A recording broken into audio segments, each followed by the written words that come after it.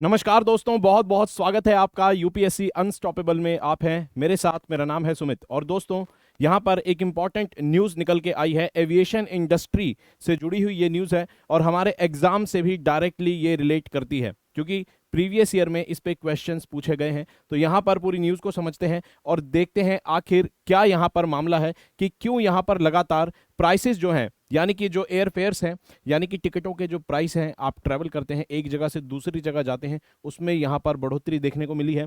और इंडिया में जो है सबसे ज़्यादा ये जो टिकट्स हैं एयरफेयर्स, सबसे ज़्यादा बढ़ोतरी इंडिया में देखने को मिली है। और जानते हैं पूरी न्यूज़ आखिर क्या बात करती है, लेकिन सिलेबस में ये किस तरह से टॉपिक रिलेटेड है वो एक बार देखते हैं। तो सिलेबस की अगर बात करें तो जीएस पेपर 3 को अगर आप देखेंगे मेंस का, यहाँ पर जीएस पेपर 3 में जहाँ पर इकोनॉमी और साइंस एंड टेक, इकोलॉजी, सारी डिजास्टर मैनेजमेंट टॉपिक्स आते हैं। यहाँ पर इंफ्रास्ट्रक्चर एक इंपॉर्टेंट टॉपिक है और इंफ्रास्ट्रक्चर के टॉपिक में आप देखेंगे डायरेक्टली आपको एयरपोर्ट लिखा हुआ नजर आएगा। और जहां तक बात है इंक्लूसिव डेवलपमेंट की, तो उसके लिए भी इंपॉर्टेंट है भाई, सभी लोग के पास एक्सेस हो एक जगह से दूसरी जगह जाने का, मोबिलिटी बढ़े, ताकि लोग आसानी से अपने प्रोफेशंस के लिए भी अगर जाना चाहें तो एक जगह से दूसरी जगह जा पाएं। उसके लिए उस टॉपिक में भी ये आ सकता है। साथ ही में यहाँ पर इन्वेस्टमेंट मॉडल्स में, क्योंकि आप देखते हैं जो एयरपोर्ट्स हैं उनका डेवलपमेंट अब सरकार जो है PPP, public private partnership model के तहत करती है, जो कि एक प्रकार का इन्वेस्टमेंट मॉडल है और ये भी इसी टॉपिक में कवर होता है। और जब एयरपोर्ट होंगे तभी हवाई जहाज उड़ेंगे, और हवाई जहाज उड़ने की मार्केट अच्छी होगी तभी एयरपोर्ट्स बनेंगे। आप देख सकते हैं भाई, लास्ट ईयर में जो सवाल पूछे गए हैं डायरेक्ट इस टॉपिक से, यूपीएससी मेंस 2017 के अंदर ये सवाल पूछा गया था कि examine the development of airports. ये जो एयरपोर्ट्स हैं इंडिया में पीपीपी मॉडल के तहत जो बनाए जा रहे हैं, what are the challenges faced by the authorities in this regard, इसमें क्या क्या परेशानियों का, चैलेंजेस का सामना करना पड़ता है। ठीक है, साथ ही में यहाँ पर पूरी तरह से ये हवाई जहाज से जुड़ा हुआ तो क्वेश्चन नहीं है, यहाँ पर इन जो भी इंफ्रास्ट्रक्चर से जुड़े हुए पीवाईक्यूज हैं वो भी इसी टॉपिक के अंदर कवर होंगे, क्योंकि एयरपोर्ट एक इंपॉर्टेंट इंफ्रास्ट्रक्चर का पार्ट है। जैसे रेलवे से जुड़े हुए, रोड इंफ्रास्ट्रक्चर से जुड़े हुए, साथ में ट्रांसपोर्टेशन के जितने भी हैं, जैसे इनलैंड वाटरवेज पे अगर कभी क्वेश्चन आया है तो वो सभी इसके अंदर कवर होंगे। यहाँ पर एक बार 2018 में क्वेश्चन आया था जिसमें 4 ऑप्शंस में से एक ऑप्शन ऐसा था जो बात करता है कि भाई एयर इंडिया जो है वो नेशनलाइज कब हुआ था। ये सन, ये साल आपको पता होना चाहिए। आंसर मैंने मार्क कर दिया है, आप इसको अटेम्प्ट कर सकते हैं। आगे बढ़ने से पहले, जैसा कि आप जानते हैं दोस्तों, मेरा नाम है सुमित और यहाँ पर मैं लाइव क्लासेस लेता हूँ। अनअकैडमी की स्पेशल जो ऐप है उस पर यहाँ पर क्लास चलती है, फ्री लाइव और स्पेशल क्लास है ये, जिसके अंदर हम वर्ल्ड हिस्ट्री के इंपॉर्टेंट टॉपिक्स को कवर कर रहे हैं। साथ में पेड बैच चल रहा है। पेड कोर्स में यहाँ पर मैं एनसीईआरटी की क्लास ले रहा हूँ, जिसके अंदर हिस्ट्री 9th क्लास की एनसीईआरटी अभी फिलहाल कवर कर रहे हैं। 9th to 12th हिस्ट्री की सारी एनसीईआरटीज को कवर किया जाएगा इन डेप्थ, बहुत अच्छे से, बिल्कुल एग्जाम ओरिएंटेड तरीके से। ठीक है, और साथ ही में डेप्थ में, आजकल यूपीएससी डेप्थ में जाता है तो वहां से भी पूछेंगे पॉसिबल चीजें क्या बन सकती हैं। अगर आपको कोई भी अनअकैडमी का कोर्स खरीदना है, कोई भी अनअकैडमी का कोर्स खरीदना है तो इस कोड को आप अप्लाई करके खरीद सकते हैं। साथ में यहाँ पर अनअकैडमी आपको ऑल स्टार बैच आपके लिए 2024 के लिए लेकर आया है, जिसमें आपको प्रिपरेशन कराई जाएगी 2024 के प्री मेंस इंटरव्यू सभी स्टेजेस की, और ईएमआई के लिए मेंटरशिप अवेलेबल है। साथ में प्री और मेंस की टेस्ट सीरीज दी जाएगी, ईएमआई पर भी आप कोर्स ले सकते हैं। और ऑफलाइन सेंटर दिल्ली में खुल चुका है, उसके बारे में जानकारी। ऑप्शनल के हर सब्जेक्ट के ऑप्शनल आपको लगभग देखने को यहाँ पर मिलते हैं। ठीक है, चलिए, सभी ऑप्शनल आपको यहाँ मिलते हैं। और स्कॉलरशिप चाहिए अप टू 90%, तो स्कॉलरशिप टेस्ट देकर अप टू 90% अपनी परफॉर्मेंस के हिसाब से आप ले सकते हैं यहाँ पर स्कॉलरशिप। अब बात करते हैं कि ये जो प्राइस में बढ़ोतरी देखने को मिली है, इंडिया में सबसे ज़्यादा मिली है और लॉन्ग टर्म रिकवरी को अफेक्ट करेगी। लॉन्ग टर्म रिकवरी मतलब पैंडमिक के दौरान आपने देखा होगा कि भाई डिमांड जो थी एयर ट्रैवल की वो कम हो गई थी और यहाँ पर कई सारे एयरपोर्ट्स जो थे वो घाटे में चले गए थे।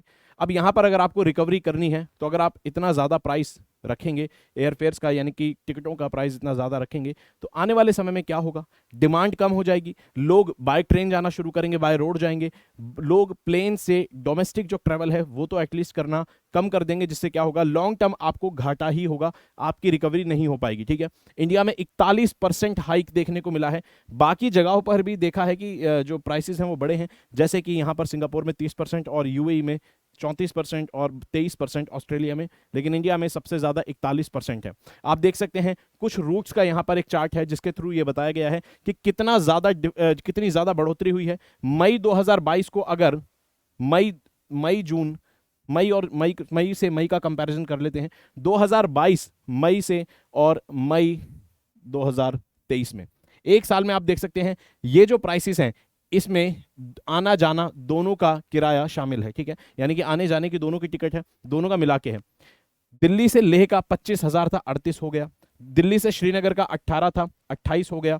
दिल्ली से मुंबई का 14 था, 20 हो गया, ठीक है। उसके अलावा यहां देखिए 32 से 50 हो गया मुंबई से लेह का, यानी कि 15,000, 20,000, 10,000 की बढ़ोतरी तो बिल्कुल नॉर्मल ऐसे दिख रही है, ठीक है। तो यहां पर बहुत ज्यादा बढ़ोतरी हमें देखने को मिल रही है। सरकार इस पर कह रही है, सरकार कह रही है कि ये जो बढ़ोतरी देखने को मिली है स्पेसिफिक कुछ ही रूट्स हैं जिन पर ये बढ़ोतरी हमें प्राइसेस के अंदर देखने को मिली है। हालांकि सरकार ने कोशिश की है कि प्राइसेस जो हैं वो कम किए जाएं और 60% से कई जगह पर सरकार के इंटरवेंशन से प्राइसेस जो हैं, दाम हैं वो कम किए गए हैं। अब आप सोच सकते हैं 40% बढ़े हैं, 60% तो रोके जा चुके हैं, तो यानी एक्चुअल बढ़ोतरी कितनी हो सकती थी, ठीक है। हालांकि सिलेक्टेड रूट्स पर सरकार ने कहा ये बढ़े हैं। उसके अलावा सरकार ने जो रीजन बताया है वो कहा है कि ये जो प्राइसेस बढ़ते हैं ये बढ़ते हैं डायनामिक जो फेयरिंग होती है, जो डायनामिक यहां पर एल्गोरिदम लगता है, डायनामिक एयर फेयर्स जो होते हैं उसकी वजह से। ये डायनामिक एयर फेयर्स क्या होते हैं? दरअसल सरकार जो है वो किराया तय नहीं करती है हवाई जहाज़ों का। हवाई जहाज़ जो उड़ाती हैं एयरलाइन कंपनीज उड़ाती हैं, और ये कंपनीज क्या करती हैं, ये कंपनी डिमांड के हिसाब से, जैसे कि अगर आप एयरलाइन बुक करेंगे 4 महीने पहले, 6 महीने पहले, 5 महीने पहले अगर टिकट बुक करेंगे तो आपको दाम कम मिलेंगे। लेकिन जैसे ही आप 1 हफ्ते बाद की फ्लाइट बुक करना चाहें, 15 दिन पहले की फ्लाइट बुक करना चाहें, तो उस समय डिमांड ज़्यादा होती है तो दाम बढ़ जाते हैं। तो ऐसे में डिमांड को ध्यान में रखते हुए जो किराया है वो डिसाइड किया जाता है।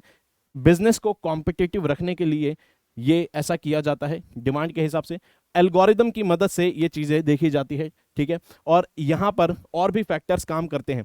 अब ये जो एल्गोरिदम है ये किन फैक्टर्स पे चलता है, ये जो डिमांड है किन फैक्टर्स पे चलती है? ये चलती है भाई सीजन, किस सीजन में कितनी फ्लाइट्स होती हैं, कैसे लोग आते जाते हैं, हॉलीडेज, फेस्टिवल्स, लॉन्ग वीकेंड्स, साथ में सीट कौन सी चाहिए लोगों को, सीट के हिसाब से भी चेंज होता है। और ऑपरेशनल कंस्ट्रेंट्स, यानी कि अगर किसी एयरलाइन के पास जहाज की कमी है, या फिर ओवरऑल जहाज़ों की कमी है, या फिर किसी एयरलाइन का खर्चा बहुत ज़्यादा है, उसकी ऑपरेशनल कॉस्ट बहुत ज़्यादा है, तो फिर वो थोड़ा ज़्यादा चार्ज करने की कोशिश करती है ताकि अपना प्रॉफिट मार्जिन निकाल सके, ठीक है। अब इंडिया में चार्ज जो रेगुलेशन है किराए का वो कौन करता है, ठीक है। यहां पर एयर कॉर्पोरेशन एक्ट जो है उसको हटा दिया गया था, ठीक है। इसको रिपील करने के बाद एयर फेयर्स जो है इंडिया में रेगुलेटेड नहीं है, कंपनीज इसको खुद डिसाइड करती है। एक रीजनेबल अमाउंट कंपनीज डिसाइड करती हैं, कंपनी को ये अथॉरिटी दी गई है। इंडिया में आपने नाम सुना होगा कई बार, directorate general of civil aviation, DGCA का काम क्या है? तो डीजीसीए का किराए को लेकर कोई भी हस्तक्षेप डीजीसीए का नहीं होता। डीजीसीए का यहां पर काम है कि एविएशन सेफ्टी और रेगुलेशन का ध्यान रखे, यानी किस एयरलाइन को लाइसेंस देना है, कैसे रेगुलेट करना है, ये सारी चीजों का ध्यान कौन रखता है? डीजीसीए। एयर क्रैश इन्वेस्टिगेशन जो होती है उसमें भी डीजीसीए और उसकी बाकी जो ऑर्गेनाइजेशंस हैं उसका इंपॉर्टेंट रोल होता है। तो एयरफेयर्स किराए को लेकर डीजीसीए का कोई यहां पर रोल नहीं होता, ठीक है। और ये एक स्टैट्यूटरी बॉडी है जो कि एयरक्राफ्ट अमेंडमेंट एक्ट 2020 के तहत एक स्टैट्यूटरी बॉडी आपको देखने को मिलेगी, ठीक है। अब कारण क्या है जो दाम बढ़ रहे हैं, कि भाई अभी जो इस समय दाम बढ़ रहे हैं इसका कारण क्या है? तो इसके कारण है कि पैंडेमिक से पहले अगर आप देखेंगे, पैंडेमिक से पहले डिमांड जो थी कम हो गई थी ट्रैवल की। होता क्या है, पैंडेमिक के बाद जब रिकवरी फेज में जाते हैं लोग, ट्रैवल करना शुरू करते हैं तो डिमांड बढ़ती है। अब डिमांड बढ़ने से क्या होता है, एकदम से दाम भी बढ़ जाते हैं। क्यों?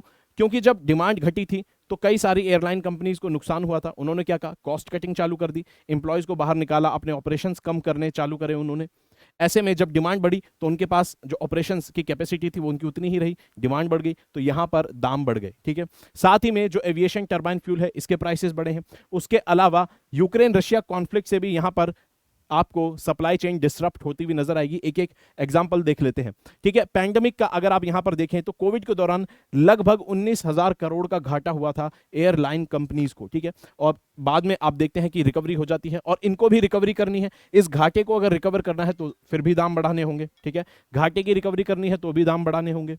साथ ही में अगर हम फ्यूल के प्राइसेस देखें, जो एयरक्राफ्ट टरबाइन फ्यूल होता है एटीएफ की अगर प्राइस यहां पर देखें तो यहां पर 112 रुपए प्रति लीटर ये चल रहा था कब? 2013 में। उसके बाद बढ़ा, कम हुआ, कम हुआ, कम हुआ, और फिर उसके बाद अब आप यहां पर अगर देखें पिछले 2 साल में तो ये दाम बढ़े हैं, ठीक है। हालांकि कोविड के दौरान क्योंकि डिमांड कम हो गई थी फ्यूल की तो दाम भी कम हो गए थे, लेकिन बाद में आप देख सकते हैं कि ये भी दाम बढ़े हैं। तो बिल्कुल फ्यूल के दाम बढ़े हैं, बिल्कुल बढ़े हैं। कोविड के दौरान जो नुकसान हुआ था उसकी रिकवरी प्लस डिमांड एकदम से बढ़ने से दाम बढ़े हैं। साथ ही में यहां पर लो कंपटीशन एक वजह बताई जा रही है, सप्लाई चेन्स के वजह से यहां पर चीजें डिसरप्ट होने। दोस्तों एयरक्राफ्ट जो बनते हैं उनके जो पार्ट्स हैं अलग अलग कंट्रीज में बनते हैं, एक कंट्री में पूरा एयरक्राफ्ट नहीं बनता। साथ ही में अगर इंजन में किसी चीज में कोई खराबी आ जाए तो विदेशों की कंपनियां जहां से लिया है उनको सर्विस देनी होती है, वो मैन्युफैक्चरिंग करेंगी तब पार्ट्स रिप्लेस होंगे। तो यहां पर एक आप देख सकते हैं कि क्योंकि गो एयर एक एयरलाइन है जिसके 60 हवाई जहाज जमीन पे खड़े हुए हैं, उड़ नहीं रहे हैं। क्यों? क्योंकि इंजन में इनके कुछ समस्या आ गई है। इनके इंजन में समस्या जो आ गई है, अब इनको जो कंपनी इनके इंजन रिप्लेस करने जाती है, प्रिट एंड विटले जो कंपनी है, ये इनके इंजन रिप्लेस करेगी, लेकिन ये कंपनी इनको इंजन सप्लाई नहीं करवा पा रही है, रिप्लेसमेंट इनको इंजन नहीं दे पा रही है due to supply chain disruption, ठीक है। और इसके कई कारण है, जैसे कि आप देख सकते हैं यूक्रेन रशिया जो वॉर है वो भी यहां पर इसका एक कारण है। उसके अलावा यूक्रेन रशिया वॉर की वजह से और क्या समस्या है कि भाई आप जो यूरोप का कुछ रीजन है वहां से फ्लाइट को नहीं उड़ा के लेके जा सकते हैं, आपको रीरूट करना पड़ेगा, तो एक लॉन्ग रूट आपको लेना होगा, तो उससे भी दाम बढ़ जाएंगे। अब यहां पर जरूरी हो जाता है कि जब हम बढ़े हुए दामों की बात कर रहे हैं तो सरकार एक स्कीम लेके आई थी, क्योंकि हमारे एग्जाम से पर्सपेक्टिव से इंपॉर्टेंट है। सरकार स्कीम लेकर आई थी 2016 में, उड़ान स्कीम, उड़े देश का आम नागरिक। यहां पर ये एक रीजनल कनेक्टिविटी स्कीम है, आरसीएस स्कीम है, रीजनल कनेक्टिविटी स्कीम, जो कि पूरे देश में एयरपोर्ट्स बनाएगी टीयर 2 टीयर 3 सिटी में।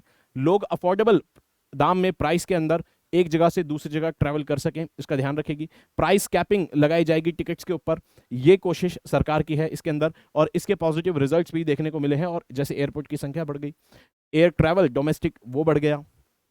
साथ ही में अब इसका सरकार ने 5.1 वर्जन लॉन्च करा है, नया वर्जन इस स्कीम का लॉन्च किया गया है, जिसके अंदर हेलीकॉप्टर को भी इंक्लूड कर लिया गया है ताकि और ज़्यादा अफोर्डेबल बनाया जा सके। और जो कैप है उसको 25% तक, जो दाम पे कैप लगाना है सरकार कि भाई आप इतना दाम आपको रखना पड़ेगा, उसमें 25% भी और कटौती देखने को यहां पर मिलती है, ठीक है। और ये जो स्कीम है 2016 में लॉन्च हुई थी, और आपने देखा 2017 में मेंस में क्वेश्चन डायरेक्ट एयरपोर्ट पे आया था। तो इस तरह से लिंक होती हैं चीज़ें, कोई स्कीम इस साल लॉन्च होती है, हो सकता है अगले साल या उस साल मेंस में उस पर क्वेश्चन पूछा जा सकता है, ठीक है। तो ये था पूरा डिटेल में हमने देखा कि भाई दाम कैसे बढ़े, कौन और क्या कारण था। यहां पे बताएंगे through which of the following act the air India was nationalised in 1953। तो 1953 में एयर इंडिया का नेशनलाइजेशन हुआ था, लेकिन अब यूपीएससी थोड़ा सा एक गेम आपसे ऊपर जाकर इसी पे इस तरह से पूछ सकता है कि बताएंगे कि कहां पर कौन से कानून के तहत ये नेशनलाइजेशन हुआ था, ठीक है। तो airport authority act, air corporation aircraft act, या फिर द कैरिज एक्ट बाय, ठीक है। तो इसका सही जवाब है एयर कॉर्पोरेशन एक्ट के तहत यहां पर यह नेशनलाइजेशन हुआ था। दोस्तों अगर आपको मुझसे जुड़ना है, इंस्टाग्राम पर आप मेरे से जुड़ सकते हैं, मुझे फॉलो कर सकते हैं, और कोई भी डाउट हो, स्ट्रैटेजी, प्रिपरेशन, माइंडसेट, सभी डाउट्स का मैं आपको जवाब दूंगा अगर आप मुझे मैसेज करेंगे। पीडीएफ के लिए टेलीग्राम चैनल आपको ज्वाइन करना होगा, और कोई भी डाउट हो तो मेल भी कर सकते हैं। तब तक पढ़ते रहेंगे, अपना ख्याल रखेंगे। जय हिंद दोस्तों।